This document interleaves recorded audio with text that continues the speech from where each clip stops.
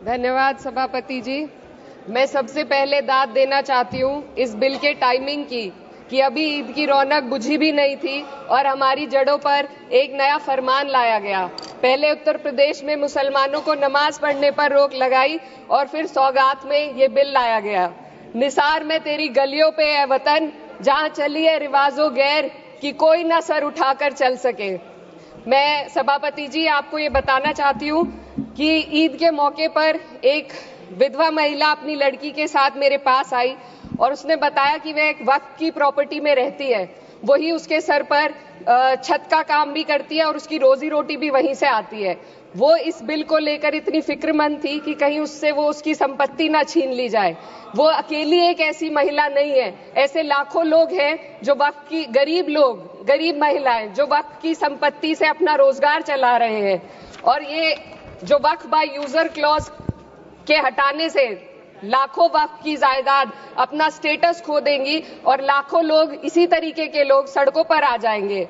वक्फ क्या है? वक्फ by user क्या है? इसका ये मतलब है कि कोई जायदाद अगर सालों से दीन और भलाई के कामों के लिए इस्तेमाल हो रही हो तो वो खुद ब खुद वक्फ मानी जाएगी। हिंदुस्तान की अदालतों ने भी इस बात को तस्लीम किया है। वक्फ बाय यूजर सिर्फ वक्फ बोर्ड को ही मिली कोई खास सौगात नहीं है, ये बल्कि सभी अन्य धार्मिक ट्रस्टों को परंपरा और यूज के आधार पर बिना किसी डॉक्यूमेंटेशन के धार्मिक चरित्र को डिक्लेयर करने का राइट मिला हुआ है। भारत के संविधान के आर्टिकल 13 क्लॉज 3 में कस्टम और यूसेज को कानूनी वैधानिकता प्रदान करता है। इसी आर्टिकल से वक्फ बाय यूजर भी निकला गया है। इस बिल के कानून बनने पर वक्फ बोर्ड तो इस प्रोविजन से हाथ धो बैठेगा, लेकिन अन्य धार्मिक ट्रस्टों को यह सुविधा जारी रहेगी। इससे भारतीय संविधान के आर्टिकल 14 और 15 का सीधा उल्लंघन है, जो धर्म और जाति के आधार पर भेदभाव और कानून के सामने सभी की बराबरी पर जोर देता है।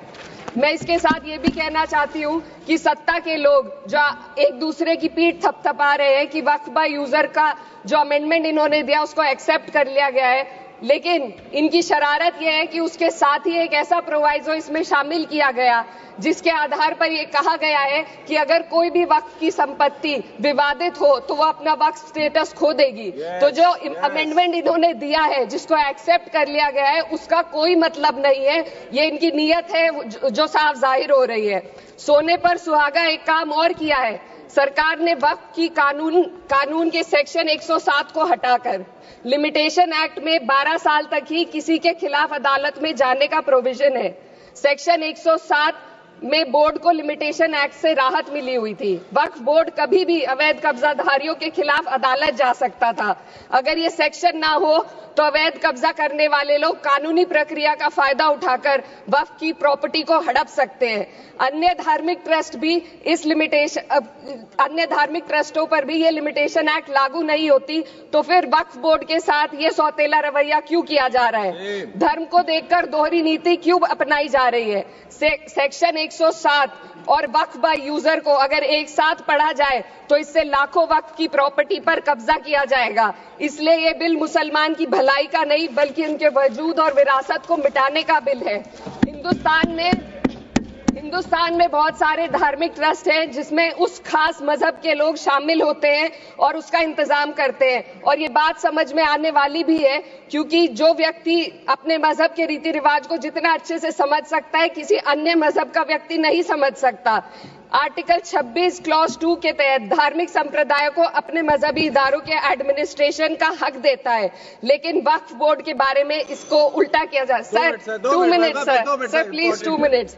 सरकार इसे एक सेक्युलर बॉडी मान रही है और इसमें गैर मुस्लिमों को शामिल करने की बात कह रही है। आपके मुंह से सेक्युलरिज्म की बात सुनकर अच्छा लगा, लेकिन अगले ही पल ये भ्रम टूट जाता है, क्योंकि आपको सिर्फ दान देने के लिए प्रैक्टिसिंग मुस्लिम का आपने क्लॉज डाला है, लेकिन बोर्ड में बैठने के लिए मुस्लिम होने की कोई आपकी क्लॉज नहीं है। तो इससे आपकी जो दोहरी नीति है वो साफ जाहिर होती है। ये वही सरकार है जिसने राम जन्मभूमि ट्रस्ट में ये लिख दिया कि जिला अधिकारी भी अगर होगा तो हिंदू होना चाहिए। कोई मुझे बताए कि वहां पर सेक्युलरिज्म का रस क्यों नहीं घोला गया? सर आखिर में मैं अपनी बात को खत्म करने से पहले महिलाओं का मुद्दा बार बार उठाया जा रहा है। सरकार का कहना है कि बोर्ड में मुस्लिम महिलाओं को रिप्रेजेंटेशन देंगे।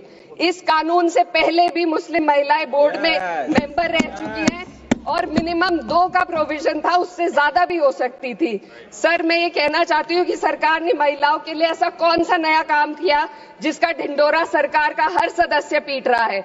इस बात की तायीद अगर आपकी तरफ से कोई मुस्लिम महिला करती तो हम उसका यकीन भी करते, लेकिन अफसोस आपकी इतनी लंबी कतार में एक भी मुस्लिम महिला नजर नहीं आती है। सर, मैं खुद एक मुस्लिम महिला हूँ, मैं सिर्फ एक मैं माइनॉरिटी महिला हूँ। इस सदन में हम सिर्फ 2 महिलाएं हैं और उस नाते से मैं ये बात कहना चाहती हूँ कि इस बिल के माध्यम से मुस्लिम महिलाओं को कुछ नहीं मिल रहा है, ये हमें कुछ नहीं देना चाहते, सिर्फ टोकनिज्म हमारे नाम पर बनाकर एक नैरेटिव मीडिया में चलाना चाहते हैं। तो ये बिल मुसलमान की भलाई का नहीं, उनकी पहचान को मिटाने का है। सर, अंत में मैं बस यही कहना चाहती हूँ कि कागजों की कैद में बस नाम रह जाएंगे, वो जो हमारे थे सिर्फ दावे में रह जाएंगे। इस बिल के द्वारा मीठी ईद के जायके को कड़वा करना, यही असली सौगाते मोदी था। बहुत बहुत